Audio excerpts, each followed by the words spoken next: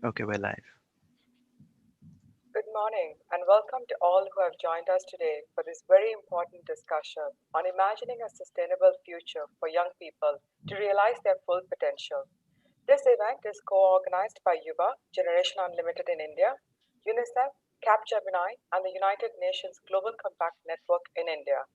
This event also celebrates the launch of a partnership between Capgemini and UN Global Compact, joining the collaborative network with and for young people called YuWaah. We have with us today Dr. Yasmin Ali Haq, UNICEF representative in India, Mr. Ashin Yadi, CEO India of Capgemini, Dr. Udesh Kohli, Senior Advisor, UN Global Compact Network India, and an exciting set of panelists that I will soon introduce. Thank you for taking the time today to join us for what is sure to be an interesting discussion. I'm Dwarka Sriram, Chief of Generation Unlimited, Youth Development and Partnerships in India, and will be moderating the discussion today. India is home to the largest population of young people in the world, with more than 300 million between the age of 10 to 24 years. Further, 2020 has been a difficult year for young people, in particular, with unprecedented impact of the COVID-19 pandemic on their education, their pursuit of aspirational economic opportunities, mental health, as well as in the way young people engage and participate. Today, we are here to discuss the critical role of the Sustainable Development Goals as we begin rebuilding and reimagining a future with young people. It is just the beginning of the conversation. And as mentioned earlier, we would be announcing the launch of the exciting partnership between YuWaah, UNICEF, Capgemini, and UNGCNI today. I would now like to start by sharing a short video announcing the partnership. Could you please play the partnership video? Thank you.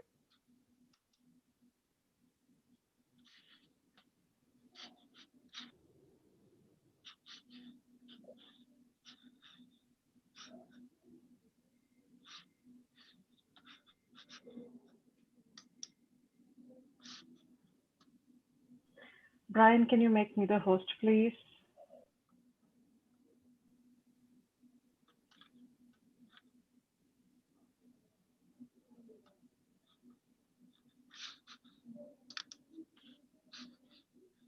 Sorry for the technological glitch. Maybe we can go over to the keynote address and have the video. Okay, the video is up.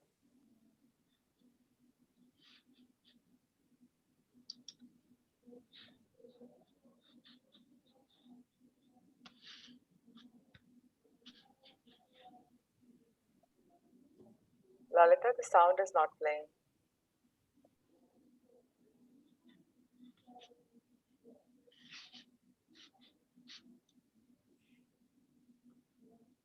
Okay, what we will do is go over to the keynote address and then we will come back to the video. Sorry for the technological glitch. I would now call upon Dr. Yasmin Ali Haq to share a few words about this partnership. Yasmin is UNICEF representative to India since July 2017. With over 24 years of service in UNICEF, starting her career in Bangladesh, Yasmin has held leadership roles in the Office of Emergency Programs, South Sudan, Ghana, and Sri Lanka. Her leadership and professional experience spans over a wide range of fields, including policy analysis, strategic planning for women and child rights, child centric development programming, and large scale responses for children in humanitarian crisis. Yasmin is a strong believer in the power of partnership in accelerating results for children and young people. Over to you, Yasmin. Thanks a lot, Dwarka, and good morning to everyone. I'd like to begin by thanking everyone who has joined us today, particularly to acknowledge the presence of Ashwin from Capgemini, Dr. Udesh, Shabnam, Sandha, Mohammed, and all our partners, attendees, and young people. What I'd like to do is probably begin by just recognizing the big loss we suffered when the executive director for the UN Global Compact in India, Dr. Kamal Singh, passed away as being one of the victims of the COVID pandemic that we faced last year. So, colleagues, if we could just give a few moments of silence in respect to all the contributions that he has made.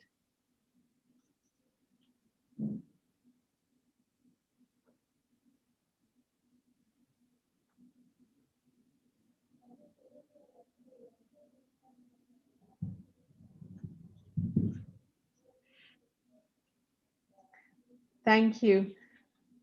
Let me also use this opportunity to congratulate Shabnam at her assuming the role of Executive Director for UNCGI. We look forward to really working closely with you and continuing to work with the team. Um, as this initiative that we're gathering together for YuWaah, which is the India version of Generation Unlimited. In 2018, when the General Assembly of the UN launched the Generation Unlimited, in India, we started discussing with young people to better understand their aspirations, the bottlenecks they face, and how we can come together as partners to support them in making a transition from learning to working, and really also supporting them in their aspiration to become these big agents of social change. With all the consultations, looking into the evidence of what opportunities there are available for young people, in November 2019, we launched YuWaah here in India, really with the objective to garner and capture the great power that young people have, and how we can work to empowering them even further. From the very outset, it was very clear that the success of YuWaah lay in the value and expertise of its dynamic partners. Capgemini, in fact, was one of the strongest supporters of YuWaah even before we launched in November. Today, we launched this partnership, a formal partnership, along with between Capgemini and YuWaah. And I think for me, it's really a note of great optimism for us to be achieving even higher targets than we had expected. It has been a busy last few months for all of us, adapting to the big, unprecedented change the world has been experiencing, a change that is making us shift how we approach learning, how we approach job preparedness, and access to jobs and entrepreneurial opportunities for young people. A change that clearly indicates the adaptation and the thirst to learn are some of our biggest tools for success. Today, we'll hear from people like Sandha and Mohammed, who have been a critical part of our journey in prioritizing what we do. When they challenge us for looking towards blended solutions, when they work with us to ensure we plan in a way that we reach the most marginalized, and when they advise us how we can enable more youth led solutions, then we have seen ourselves even better equipped to respond in a meaningful manner. The key challenge, in many ways, is the opportunity for us to see how we can all come together, government, businesses, civil society, media, and how we optimize our responses and our commitment for young people. We believe that there is need to create solutions with young people that not only understand the challenges, but they also have the creativity, the zeal, and the resilience to bring innovative solutions to the fore. As India embarks on its impressive journey of Atmanirbhar Bharat, the potential of encouraging young innovators and change makers remains tremendous. Let us work together, find solutions at the local and global level to help shape a vibrant tomorrow for India's young people. Young people are almost 30% of our population, and having worked with some of them, I can say with confidence that it's only when we work with them that we will find the catalytic and energizing solutions. Today is all about what we can together achieve with young people, and I really thank you all for being here and all the support that you provide us. Thank you. Thank you so much, Jasmine, for your inspiring words. I now call upon Dr. Udesh Kohli to say a few words. He is a senior advisor in the Global Compact Office of the UN Secretary General and is promoting this program in India. He has also worked as a consultant with several other United Nations organizations and the Asian Development Bank. His wide-ranging specialization includes corporate governance, strategic management, energy and power systems, corporate citizenships, and reforms and restructuring of public systems. Thank you so much, Dr. Kohli, for being with us, and over to you. Thank you.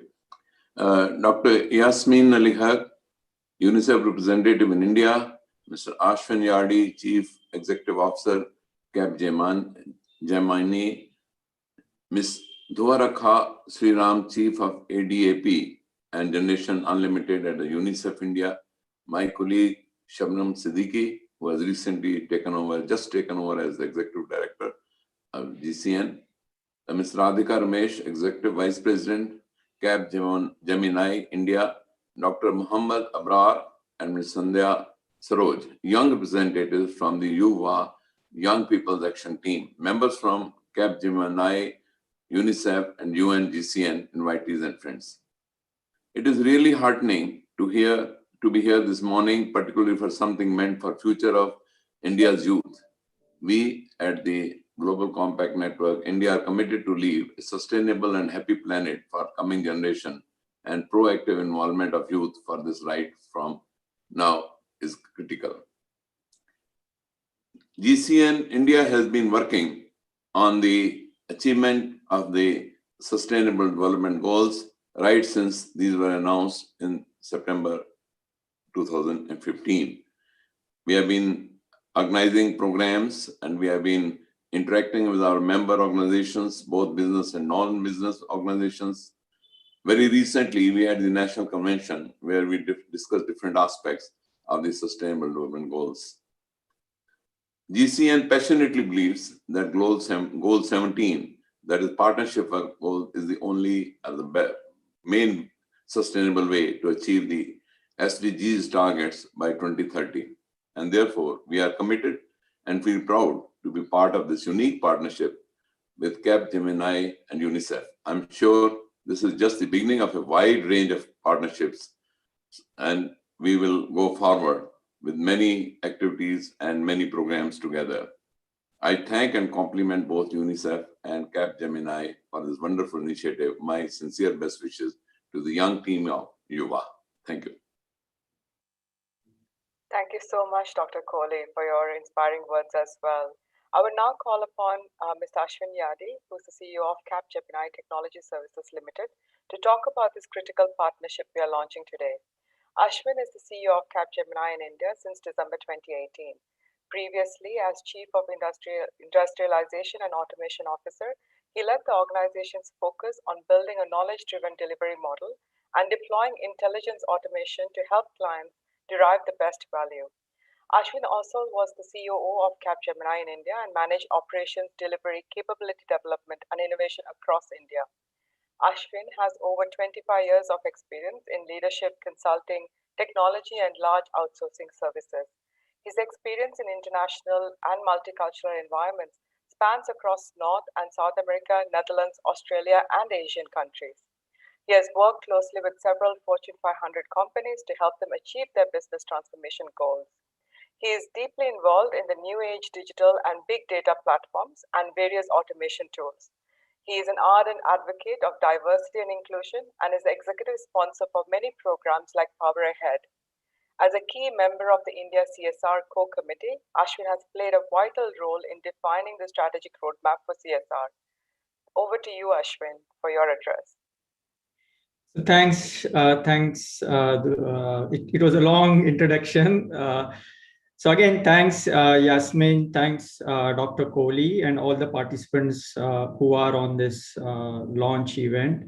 So firstly, I want to really appreciate the efforts of UNICEF and YuWaah on picking up this topic. I believe this is something extremely critical globally, but also for India specifically.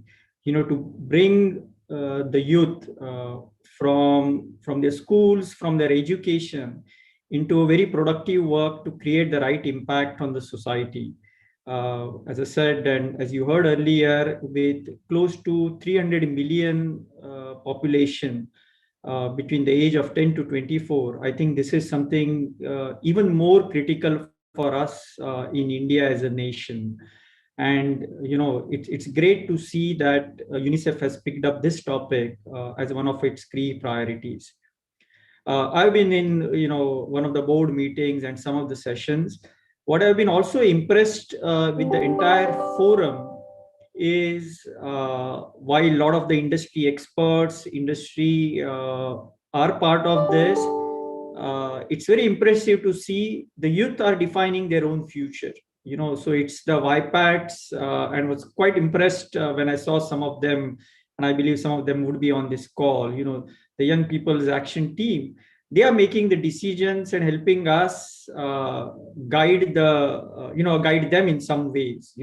And that's very impressive. It's not something coming from people like only us, who are way past their youth, trying to define their future, but it's the youth who's taking the leadership to define their future. That's very impressive. And I look forward to learning a lot from all of you in this collaboration, as much as we would be happy to contribute. As you all know, the ambition of YuWaah is to create 100 million jobs or opportunities in India over the next few years. And that's a big number, if you look at it. So it's a big mission ahead of all of us, and really looking forward to it. Capgemini being a digital company, we invest a lot in young talent in digital technologies. And just, we are close more than 125,000 employees in India, with several of them who just pass out from campuses and join us. So this is something which is very close to what we do as business, but also as what we try to do as a society impact. So we would like to focus bringing our strength on, of course, digital skills, helping a lot of you in mentoring or counseling or internships. But where we want to really focus is to identify new benchmarks and breakthrough in innovation. So we want to work with several of the youth who are building tremendous solutions and platforms, help them in really actualizing their dreams of this innovation and hosting it on the YuWaah platform. So that's what we would really like to support and help you. Of course, mentoring, counseling would be key part of all of this. So really looking forward to the initiative and Capgemini's partnership. This is something core to what Capgemini globally does and what's priority for India as a nation. And I just want to conclude, it fits extremely well in what has been Capgemini's a brand message. If you would have seen the recent message of Capgemini, it states, get the future you want. So it really, the YuWaah platform and initiative we are driving appeals to what we want to do as a company. So again, congratulations to all the participants, very committed to making the right impact to give you all the future you want. Thank you. Thank you so much, Ashwin. I think that's really great words from you, and we are really happy to partner with you as we embark on this ambitious agenda we have set for ourselves. With that, I would now like to request for the short video announcing the partnership. Hopefully it works this time.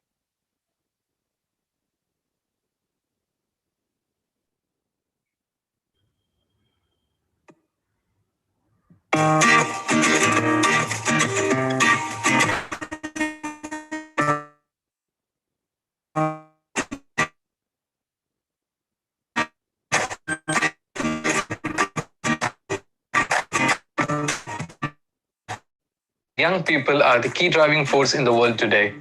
This is especially true for India, which houses the largest population of young people in the world. While young people have a passion to become change makers and create impact, they need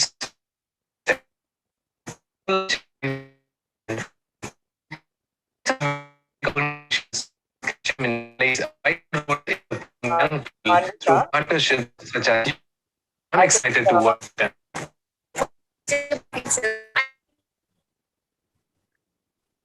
Manvika, I'm sorry, I think the video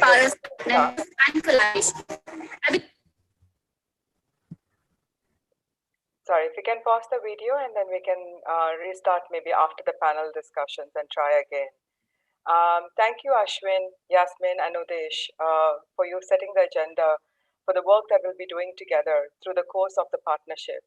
As each of you have said, this partnership is a key milestone for YuWaah and will enable us to get great strides towards realizing the ambitious objectives we have set for ourselves and for YuWaah. With this, it's my privilege now to invite our esteemed panelists for exciting conversation, imagining a sustainable future for young people.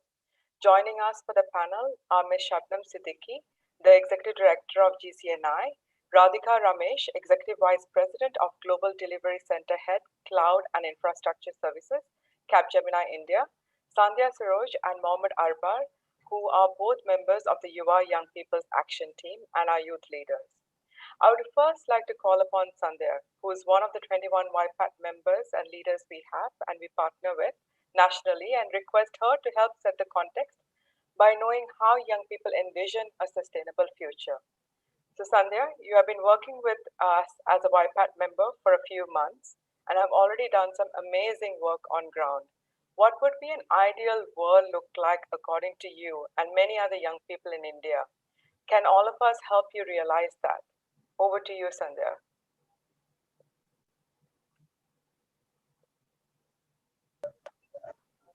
Hello, everyone. Good morning. Thank you so much for having me here. It's an honor. My name is Sandhya. I am 19 years old. I live in Mumbai. I come from a humble family of 7 members here, and it feels so good to be here and to represent the youth of India. And I hope I do justice to that. Um, like I am like I am part of YPAT and have been working with the YPAT, YuWaah YPAT in so many other task forces where we are representing the youth of India and the most marginalized people like the youth. And I have been associated with an organization called Pratek, where we have been learning about like the child rights, the sustainable development goals, and from there I learned about the importance of the sustainable development goals, and we have to achieve it by 2030. And like it feel knowing my rights and knowing that these are the goals that we have to achieve, it gives me it gives me the sense of responsibility that I am responsible to help like people to help achieve these goals by 2030. And like yeah, just giving little background, I call myself a child rights and earth rights advocate, and I'm so proud to be working with children and to be working in social sectors, like to be part of such like-minded people who always keep motivating and who always want to bring positive change in our society. And answering the question, what an ideal world look like for me, like according to me, it's a world where uh, every child and every youth is educated. They're getting quality education, and not just the education, like quality education where they are focused, like where the education focuses on the holistic and overall development of the child, where they're not judged by the marks they get in results, but appreciated for the talent and given the space to upskill themselves and the opportunities and platforms. Like it is very close to my heart that I strongly believe giving opportunities and spaces to the children and to the young people makes a lot of difference, where we can raise our voice, where we can keep our minds, our opinions in front without being judged. It's a space where we learn and where we want to grow, and it is really important. We want to be heard, and that spaces really help us. Like this is a space that really helps um, like get what we like share what we want, and how we can achieve and be partners and like work together, and not just the adults working for us, but children and youth people working for ourselves as well. So yeah, like it's a world where every child and every youth is getting the basic needs in India. And like in very rural places, the kids have to worry about how they're going to feed themselves tomorrow, what is going to be their meal. Like this shouldn't be the worry. The worry should be, how can I get uh, like, not the worry, but the thing should be that they're getting quality education and they're getting to play, they're getting the food, clothes, shelter, like these basic needs which is their right, like it's a human right, and that should be given without them working so hard for that. And yeah, like this is my world where like every youth is getting job. As we see now in India, there's a lot of unemployment people. uh, the students have graduated, have done masters, but there's no place where they can there's not much job employment. They are just sitting home and not being able to support themselves and their family. So it does impact our economy, and it impacts our social life.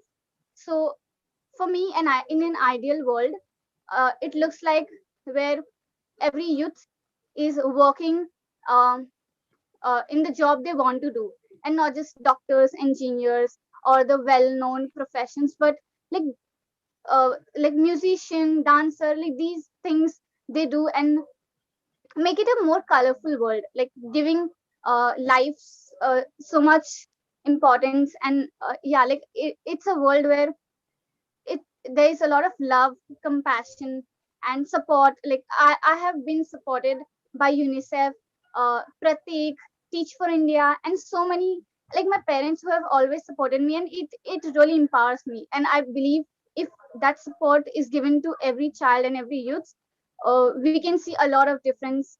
And yeah, it will help us sustain the the real essence of life and our earth. And what we can do to achieve that is, again, like create so many schools and train the teachers so well that they focus on the development of the child, embrace and acknowledge the efforts.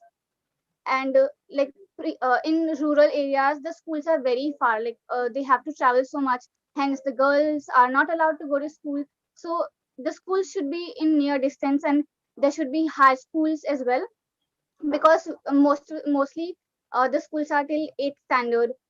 Then the ninth and 10th and 11th and 12th they have to do from far place, which like parents can't afford the fee, like traveling expenses and all. So it becomes difficult, and it becomes an obstacle. I believe every school should be close by so that children can go, and there should be more job availability, vacancies, and create more jobs. And like I heard Ashwin sir saying that they they are trying to help youth in employment, like giving startups, if I'm not wrong, like just um what do we say, just empowering and acknowledging those ideas, like new ideas will really help. Like we youth have so many new ideas, we try to work on these things. If just we get that support, maybe financial or another kind of support, we can help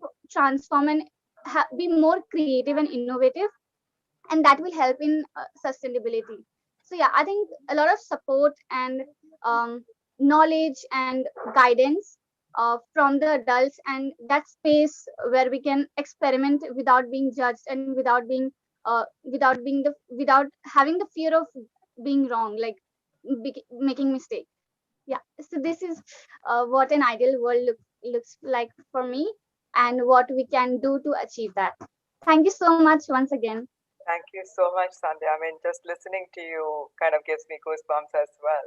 I think you touched upon the reality that we live in, but also you touched upon the vision that you want to see for young people, and the role that you can play, but also the supportive role that all the different partners can play in facilitating that pathway and journey that you will be taking, and how that would mean for the world that we live in and the future of the world.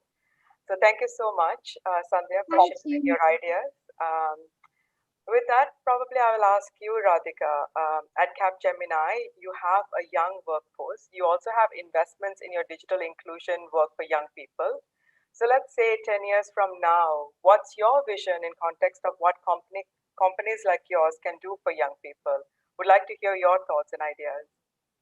Thanks, Dwaraka. First of all, I would like to give a virtual hug to Sandhya. Hearing her speak, I just wanted her to go on, and she brought in such deep thoughts and vision. It's truly a virtual hug to you, Sandhya. Thank you so much for that talk of yours. Having said that, now coming to Dwaraka, your question, the pandemic will continue to accelerate some workforce trends already underway, such as the adoption of automation and digitization, increased demands for contractors and gig workers, and more remote work. Those changes in turn will create demands for workers to fill jobs in areas like health and hygiene, cybersecurity, data and analytics. Many foresee a period of disruptive change ahead. We moved a majority of our workforce to work from home during the pandemic. We were able to get all our processes and systems go end-to-end virtual, right from recruiting to onboarding and training. Now, all that can be done fully virtual. And with our workforce dispensing into the various parts of India, the telecom infrastructure pan-India, I would say, has passed the stress test. This opened up new avenues for us to recruit women from rural areas under the Saki Drishtikon project to train and get them placed in roles across technology spectrums, the high-end technology spectrum as well, like in data center, cloud, or cyber. So going forward, we definitely would see jobs getting more phygital, meaning no longer would plum roles be available just in rural, urban cities, and more flexible working options coming into job roles. The virtual platform will enable the youth to basically, if you look at effectively network, get access to available job roles. So this is something which will be fully available for our youth. And we will also see work getting more outcome driven and empowerment getting to become more a reality, which means more opportunity for our youth to take up decision making roles. There will also be a host of opening for roles in the digital world. We see a balanced workforce becoming a reality soon as we break the physical barrier. We also are focusing on investing in training, basically getting our youth talent trained across the length and breadth of the technology spectrum. With training getting virtual, we are now able to do this in an accelerated manner and cover larger population. Intelligent automation, as Ashwin mentioned, which is the key focus for organizations like Capgemini, this will enable us to automate mundane and repetitive processes and get our workforce to get into niche areas of work, thereby enhancing the quality of work that our youth would do going forward.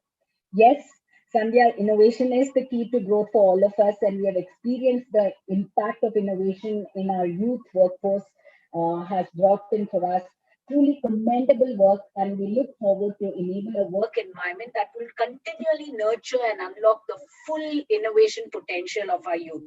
So exciting times ahead for our young generation, Dwaraka. Thank you so much, Radhika, for outlining the role of Capgemini, but also the commitment from your side for working with young people. Just glad to hear all the different stakeholders coming together for young people. Now, this brings me to my next question to you, Shabnam. As someone working with private sector and public sector undertakings with a focus on SDGs and human rights, what is your vision for young people and investments made for them? What role do you see UNGCNI play in it? Thank you so much, Dwarka, for that question. Good morning, everyone. I think I want to resonate what Radhika said about Sandhya's vision of an ideal world, because that's a vision that we all share. So thank you for outlining the entire thing. In fact, what actually fascinated me in that is that the right, when Sandhya was speaking, she spoke about the right to play as a human right that needs to get included, which we somehow leave behind. So really fascinating. I think we as mentors or as adults in this entire journey where youth will take over. So when we're talking about the journey of sustainable development goals, what we call as the decade of action is essentially a decade of youth. And it is where we hand over the baton to the next generation to take things forward. And the kind of role or the kind of responsibility or accountability that we as adults have, and especially in organizations that like the Global Compact, is that we have to look for avenues and strategies of how do we invest in youth entrepreneurship and employment. And when I mention investment, it's not only fiscal investment, but investment in multiple forays. For this particular session, I had gotten pulled out some numbers from ILO about the number of youth and the number of unemployed and all that. But I think with the kind of conversation that has progressed since morning, that is immaterial in the sense that when we now look at young people, we look at them as a stakeholder group that can bring innovative, imaginative solutions to the world's most pressing challenges. And what we have seen working with young adults is that quite a few of them, rather than waiting for jobs to become available, are also exploring entrepreneurial businesses and creating jobs both for themselves and others. So it's fascinating. Every time a young person comes up with an idea or a business plan is something that we are working with. In fact, at the Global Compact, globally, we have launched global impact initiatives. And one of the initiatives especially is focused on young entrepreneurs. We call it the Youth Entrepreneurship Program that we are currently doing in India. There are 40 entrepreneurs in the group, and where we are looking at what kind of business plan is there and how do we facilitate the entire process. There's a six-pronged approach that the Global Compact takes in supporting youth entrepreneurship as a solution to the global job crisis, because especially as Radhika mentioned, since the pandemic, it'll become more and more difficult to get the traditional jobs or to get traditional employment. There'll be a lot of cross-learning, there'll be a lot of movement. And what we think would assist or would facilitate the next decade is the six-pronged approach of inspiration, education, finance, mentorship, sourcing, and advocacy. When we talk about inspire, what we would want to do is share with young people inspirational stories of companies' foundings and history.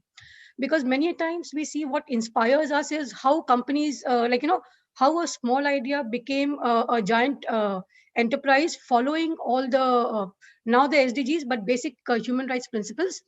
And learning about a company's success can inspire and motivate young people to pursue self-employment, entrepreneurship, and business ownership as a viable experience.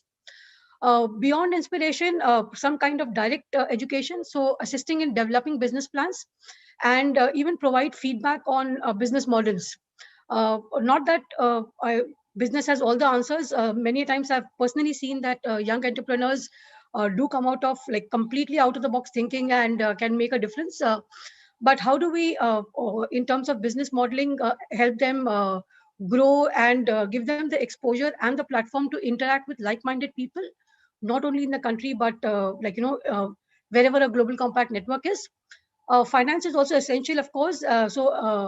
Helping or assisting young entrepreneurs secure financing from banks, from commercial leaders, or from venture capitalists to ensure that that kind of financial banking security is there for any kind of successful launch.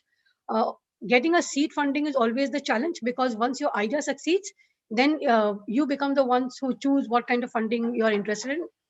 Mentorship is crucial. Mentorship programs we are developing and hoping to expand to see how we can take things forward with related functions to enterprise. For example, a marketing department can share its expertise in identifying, establishing, and retaining a customer base. Sourcing is identify sourcing opportunities. So when we work with big business, can the young entrepreneurs and the recently employed be a part of the value chain?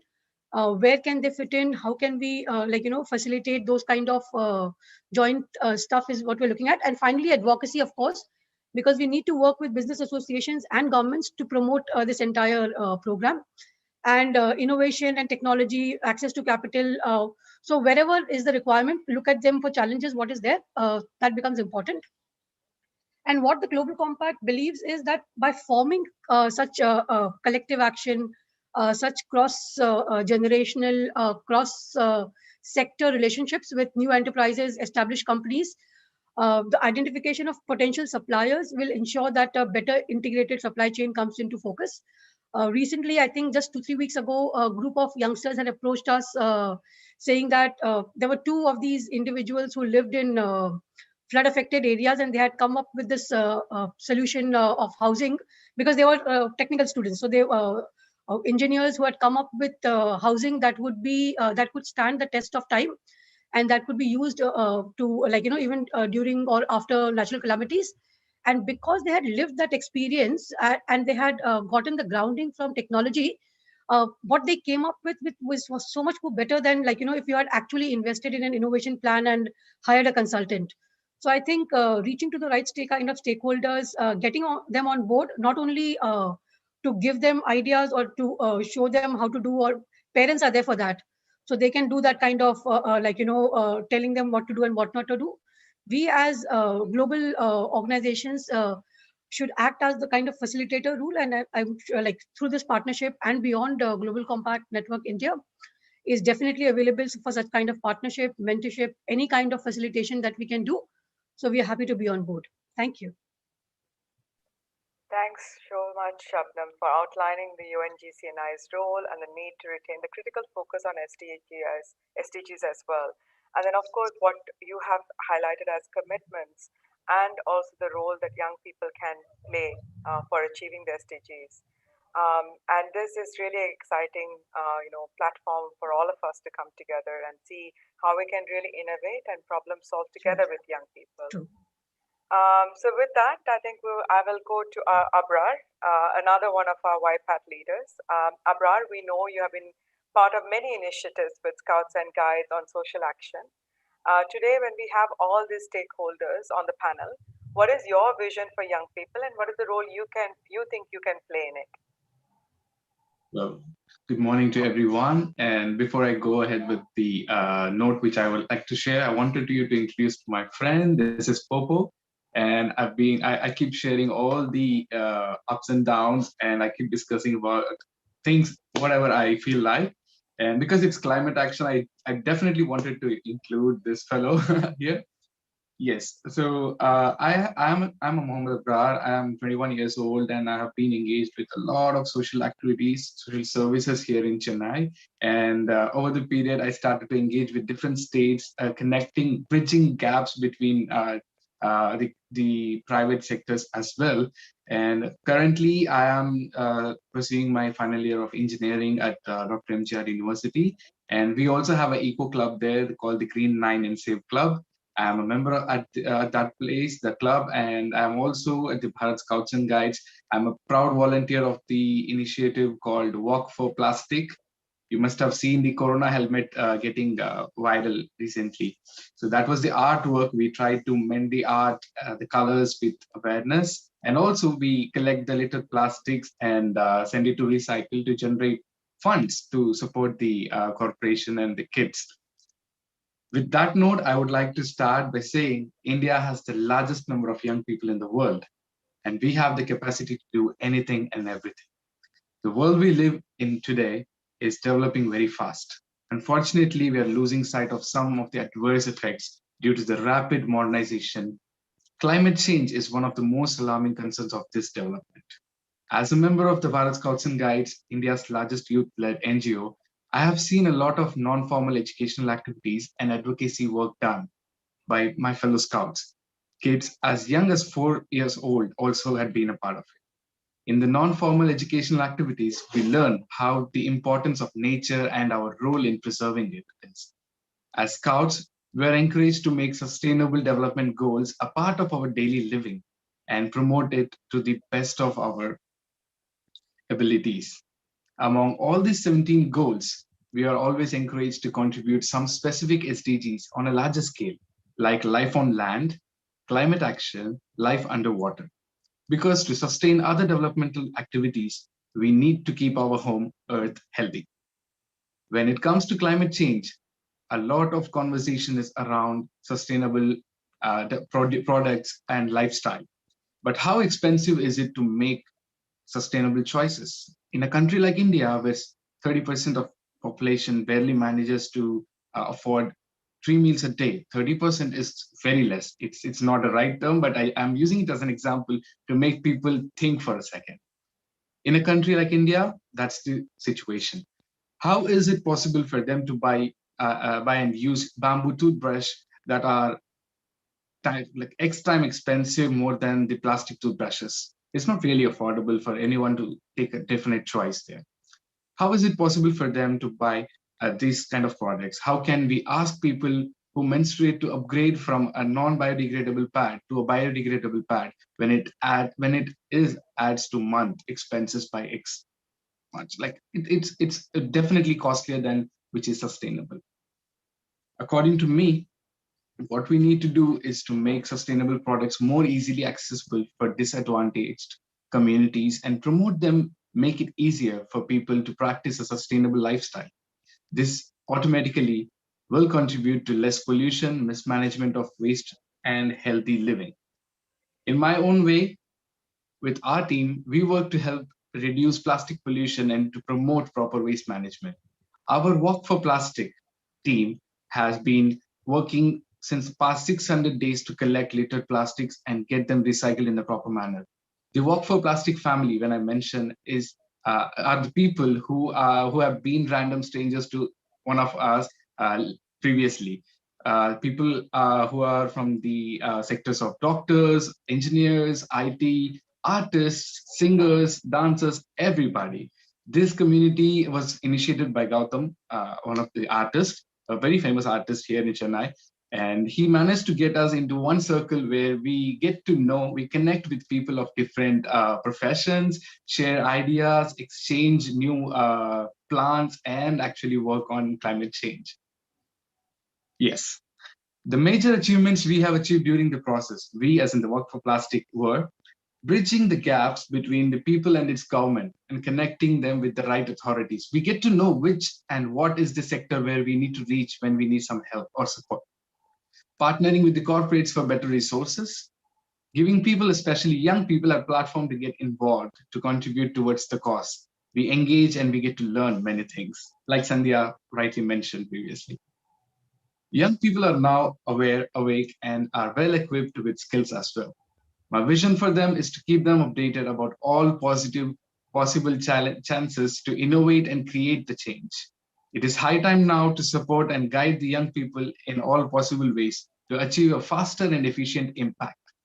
As a member of the YPAD, I am trained how to connect with the leaders and learn about their interests and their beliefs towards us. And my role here will be to guide young people grab those opportunities through all possible ways. It's important to talk about and support young people who are taking active steps for climate change. Because when the young people get into the field to work and onto the grassroots, they definitely need support from awesome leaders like you. Thank you so much. Thanks so much, Arbar. We can see the passion for climate change in your speech as well. And really, I think it highlighted the fact that, when you see the possibilities, the opportunities come and how you make use of it, innovate, and really have a sustainable world to live in. So thank you for sharing your thoughts and ideas as well. I'm going to ask to make one more final attempt to play the video before I close the panel. So let's try one last time on this.